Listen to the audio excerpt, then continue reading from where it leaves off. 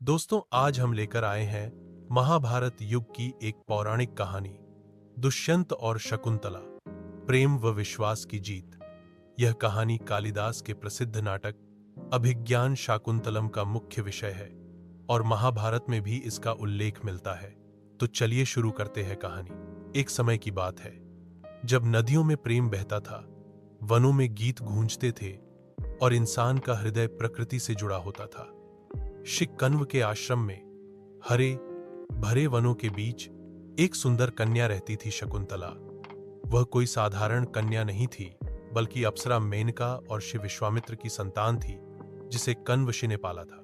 एक दिन वन में शिकार करते करते हस्तिनापुर के राजा दुष्यंत उस आश्रम तक आ पहुंचे। वहां उनकी नजर पड़ी शकुंतला पर। उसकी मासूमियत, उसकी सौम्यता, उसकी आंखों में छिपी गहराई ने दुष्यंत का दिल छू लिया। दुष्यंत धीरे से, तुम कौन हो देवी? तुम्हारे रूप और व्यवहार में तो स्वर्ग की छाया है। शकुंतला संकोच में, मैं शकुंतला हूं, शिककन्व की पुत्री। उनके बीच कुछ ही क्षणों में एक ऐसा बंधन बन गया जिसे शब्दों की जरूरत नहीं थी। प्रकृति ने जैसे उन्हें मिलाने की साजिश रची थी। कुछ ही दिनों में दोनों ने गंधर्व विवाह कर लिया, बिना किसी विधि विधान, केवल प्रेम और आत्मा के बंधन से।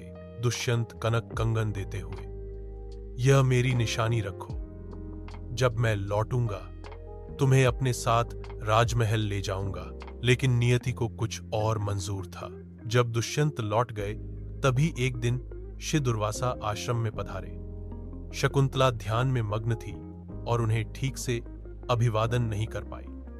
क्रोधित होकर ऋषि ने शाप दिया, दुर्वासा गर्जन करते हुए, जिसके ध्यान में तुम डूबी हो वह तुम्हें भूल जाएगा जब तक उसे कोई निशानी न दिखाई जाए। शकुंतला के हाथों से वह कंगन भी नदी में गिर गया और जब वह गर्भवती होकर राजा के पास पहुंची तो दुष्यंत अजनबी दृष्टि से, कौन हो तुम?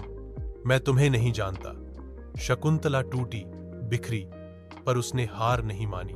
समय बीता।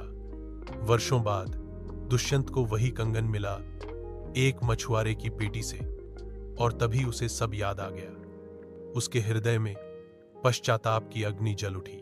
वह दौड़ पड़ा वनों में, पर्वतों में, नदियों को पार करते हुए अपनी शकुंतला को खोजने। अंततः वह उसे हिमालय की तलहटी में मिला, अपने पुत्र भरत के साथ, जो शेर के दांत गिनता खेल रहा था। दुष्यंत आंसुओं में, शकुंतला, क्या तुम मुझे क्षमा कर सकती हो? शकुंतला शांत मुस्कान के साथ, प्रेम को स्मृति की नहीं, विश्वास की आवश्यकता होती है। उनका मिलन सिर्फ दो प्रेमियों का नहीं था, वह विश्वास की जीत थी, प्रेम की परीक्षा थी और धैर्य की महिमा। और उनके पुत्र भरत के नाम पर ही तो इस धरती का नाम पड़ा भारतवर्ष। दोस्तों, अगर ये कहानी पसंद आई तो चैनल को लाइक और सब्सक्राइब जरूर करें एवं अपने दोस्तों को भी फॉरवर्ड करें।